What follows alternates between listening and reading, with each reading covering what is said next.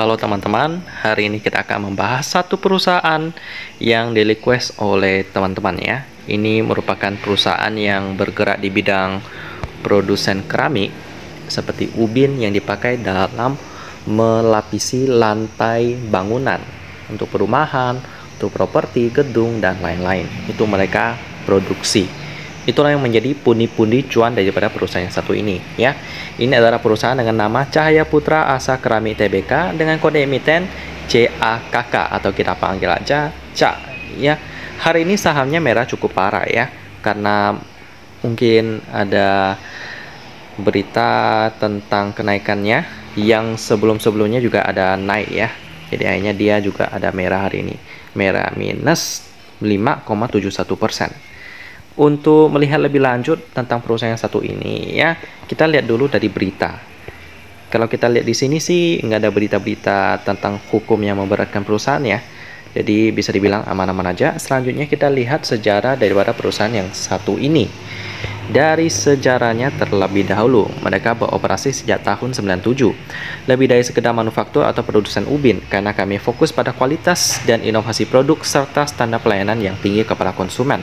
Pelayanan teknis dan program penjualan marketing yang menarik untuk Anda. Hubungi kami dan dapatkan solusi terbaik dari kami, mulai dari ruang keluarga, dapur, sampai kamar mandi, dan jadi bagian dari konsumen yang puas dari Kaisar Keramiks.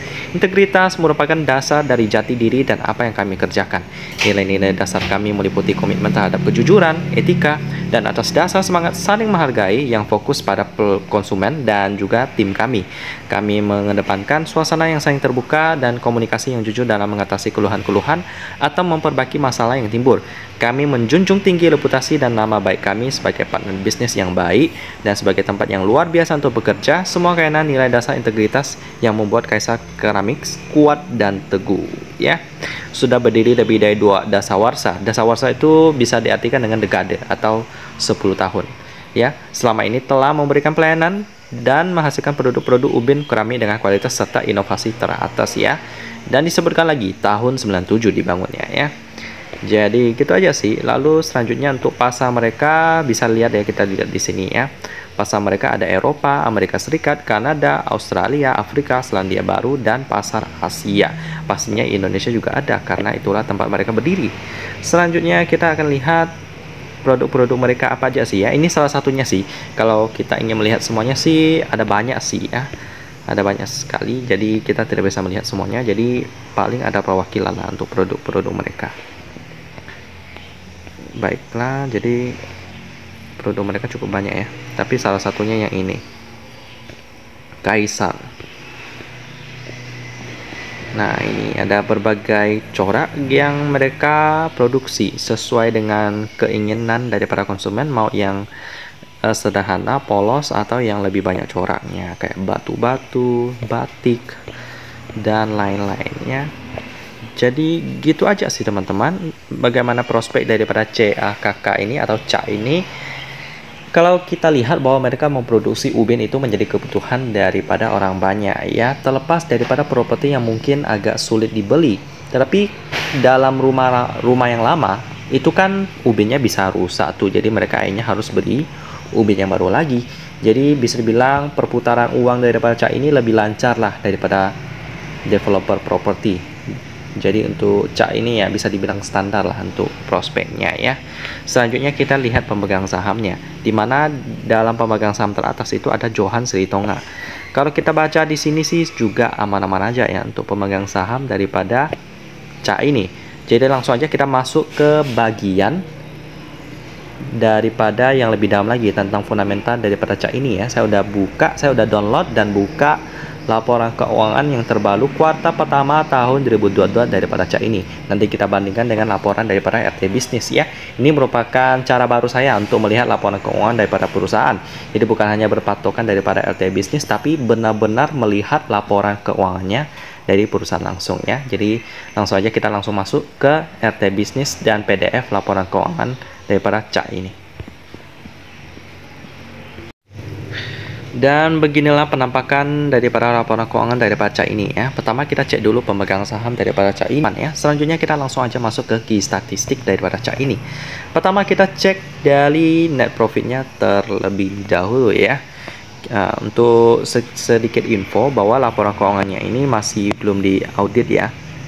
Nah, tetapi tenang, ada surat pernyataan direksi tentang tanggung jawab atas laporan keuangan mereka ini ya. Jadi itu yang tanggung jawab itu nggak sembarangan, ada direktur utamanya Johan Silitonga dan juga Juri Berliana Posman ya, direkturnya juga. Jadi mereka bertanggung jawab atas setiap informasi yang disajikan di sini. Jadi harusnya lebih aman sih. Selanjutnya kita masuk ke laporan keuangan di bagian pendapatan ya. Kita lihat laba bersih mereka tahun berjalan sebesar 3 miliar rupiah. Dan net profitnya di sini di CAC ini juga di RT Bisnis juga 3 miliar rupiah.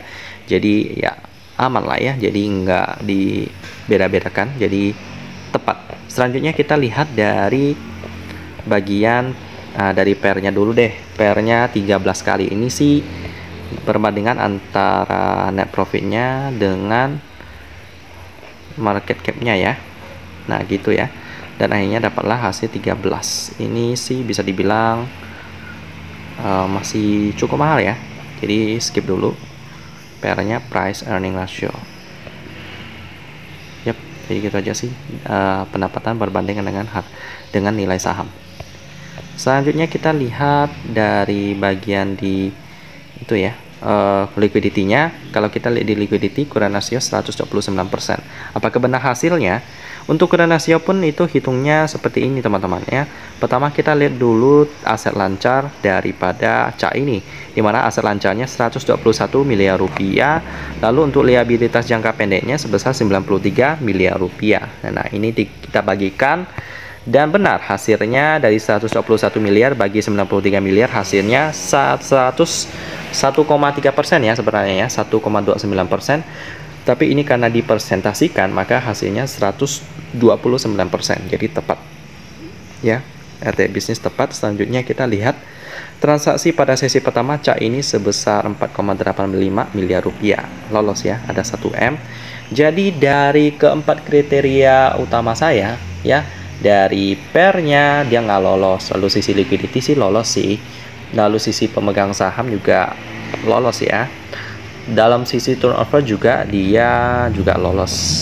Cuman yang nggak lolos daripada mereka ini cuman pairnya aja sih, karena masih cukup kecil jadi masih belum menarik bagi saya ya.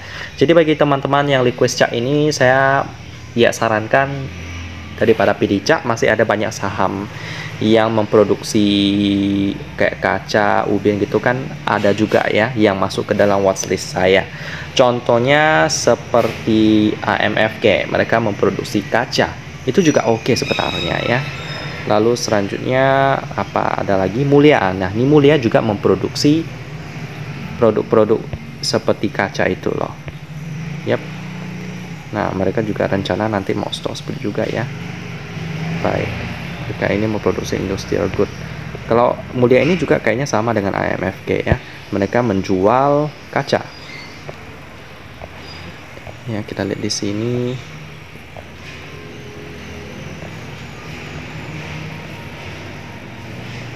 Produk-produk. Yap, benar ya. Produk. Selanjutnya apakah ada lagi yang bergerak di bidang yang serupa? Kita coba lihat ya. Kita kembali lagi masuk. Wood juga bisa karena dia bergerak di bidang furniture property. Ya lumayan banyak sih yang bergerak di bidang properti, pelengkap properti ya. ISSP itu besi, AMFK kaca juga.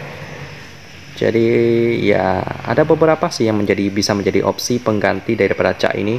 Jadi ada Mulia, AMFK yang bisa menjadi pengganti daripada CAC ini yang valuasinya bagi saya udah cukup mahal ya. Jadi gitu aja sih teman-teman pembahasan tentang CAC, produsen daripada ubin yang valuasinya masih cukup mahal bagi saya. Dan kita ketemu lagi di video selanjutnya.